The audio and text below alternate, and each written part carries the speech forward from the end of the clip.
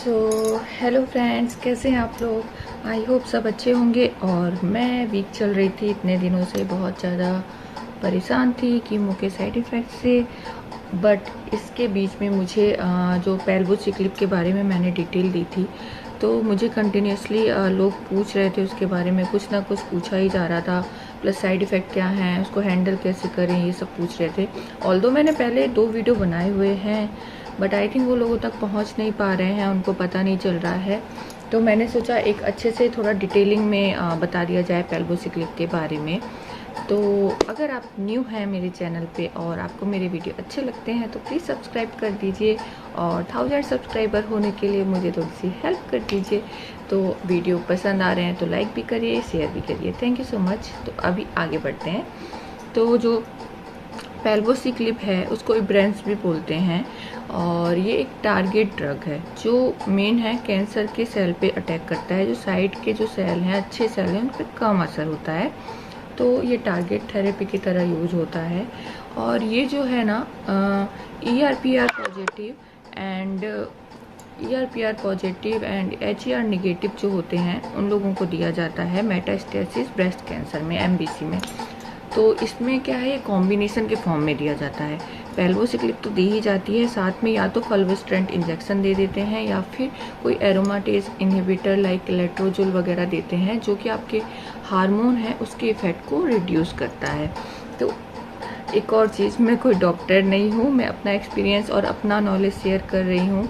तो जो भी चीज़ मैं बताती हूँ, अगर आपको डाउट है तो प्लीज़ एक बार कंफर्म करिए अपने डॉक्टर से, और उसके बाद ही आप लीजिए या करिए। मैं अपना एक्सपीरियंस, अपने थॉट्स शेयर करती हूँ, ठीक है। अगर उससे आपको हेल्प मिलती है तो बहुत अच्छी बात है, बट अपने डॉक्टर से एक बार ज़रूर एडवाइस लें, ठीक है।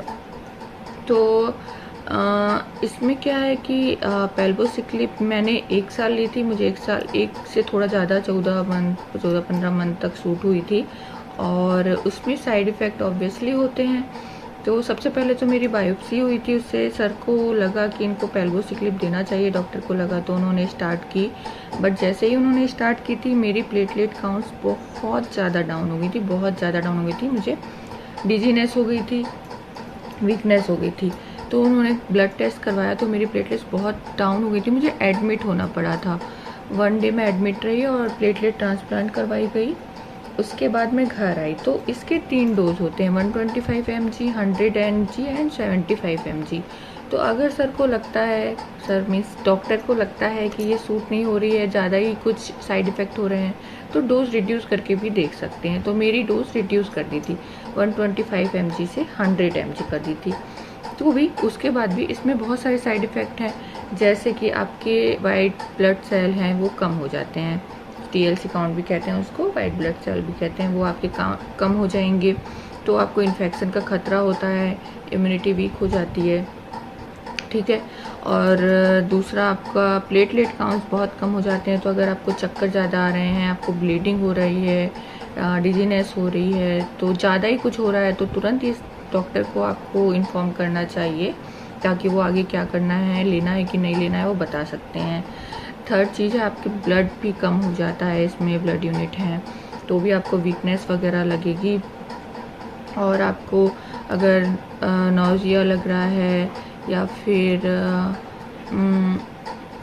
रैसेस हो रहे हैं, कोई स्किन में कुछ अलग फील हो रहा है, या वोमिटिंग वगैरह हो रहा है, तो कोई भी चीज़ बहुत ज़्यादा ही आपको बॉदर करी, बहुत ज़्यादा ही परेशान कर रही है, तो आपको डॉक्टर से मिलना चाहिए।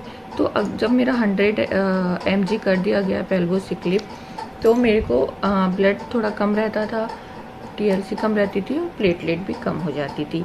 तो TLC के लिए कोई भी मुझे अभी तक उपाय नहीं मिला कि कवर कर पाएँ उसको। तो मुझे ग्राफिल वगैरह इंजेक्शन ही लगता है, उससे ही हो पाता है, क्योंकि अभी भी मैं कीमो लेती हूँ, कम होता है, तो मैं इंजेक्शन लेती हूँ TLC काउंट के लिए। प्लस ब्लड के लिए तो अच्छा खाना पीना ही है, चुकंदर वगैरह खा लो, जो मैं कम खा पाती हूँ, बट मैं बता सकती हूँ कि खा सकते हैं। अनार, हाँ, इसमें मुझे अनार खाने को मना किया था, और ग्रेप फ्रूट जो होते हैं वो खाने को मना किया था, तो इसलिए मैं जूस भी नहीं ले पाती थी। बट थोड़ा बहुत अपना खाने में सैलेड वगैरह कर लो, और थोड़ा बहुत कुछ जो जूस ले सकते हैं वो सर डॉक्टर से बात करके आप ले सकते हैं। तो इसमें एक चीज़ है कि प्लेटलेट के लिए हम क्या कर सकते हैं, प्लेटलेट काउंट कम हो जाए तो हम क्या करें। तो एक बार डॉक्टर से ज़रूर पूछ लें, बट मैंने पूछ के जो पपीते के पत्ते होते हैं उनको उबाल कर उनका जो रस है वो पी सकते हैं, बट वो भी डेली नहीं पीना है, वरना बहुत ज़्यादा थिकनेस ना हो जाए या प्रॉब्लम ना हो जाए ब्लड फ्लो में। तो बीच बीच में पी सकते हैं। और मैं पी लेती थी, मैं अपना बता रही हूँ, तो वीक में 2-3 दिन पी लेती थी। तो बट आप एक बार अपने डॉक्टर से पूछ के ही करना, वरना कुछ गड़बड़ नहीं होनी चाहिए। हाँ, तो यस, मैं पपीते के पत्ते का जूस पी लेती थी और बाकी तो अपना खाना पीना अच्छा रखती थी। और ये 21 डेज़ के लिए देते हैं और 7 डेज़ का गैप रहता है। तो 21 डेज़ आपको बाकी TLC काउंट वगैरह तो मुझे भी नहीं पता उसके लिए क्या कर सकते हैं, वो मेरा थोड़ा कम रहता था। बट मैंने देखा है कि 1-2 महीने ही आपका कम रहेगा, धीरे धीरे वो आपको सूट करने लगेगी, तो वो सब चीज़ें फिर थोड़ा बैलेंस में आ जाती हैं, इतना असर नहीं होगा, वीकनेस भी इतनी ज़्यादा नहीं लगेगी, थोड़ी बहुत ही लगेगी। तो आई थिंक 1-2 महीने वेट करना चाहिए, अगर उसमें वो सूट हो गई तो वो सूट हो जाएगी, वरना आपको डोज रिड्यूस करना पड़ सकता है या बंद करना पड़ सकता है। बंद करना पड़ सकता है इसलिए बोल रही हूँ क्योंकि मेरे को एल्प्लेसिब बताया था, मैंने उसका भी एक वीडियो बनाया हुआ है, तो उसमें मुझे कितना ज़्यादा साइड इफ़ेक्ट हुआ था कि मुझे डोज बंद करनी पड़ी थी। तो इसलिए हर चीज़ अपने डॉक्टर से ज़रूर बता दें अगर कुछ ज़्यादा हो रहा है तो। और इसके अलावा आप कैसे पहचान सकते हैं, तो मैंने बताया कि अगर आपको ब्लीडिंग वगैरह हो रहा है, डिजीनेस ज़्यादा हो रहा है, प्लस आपको 1 वीक में ब्लड टेस्ट भी करवा के देखना चाहिए कि लेने के 1 वीक बाद कि क्या असर हो रहा है इसका, तो उससे भी आप जान सकते हैं कि सही है कि नहीं है। और भी अगर कोई क्वेश्चन है तो आप कमेंट कर सकते हैं। Thank you so much.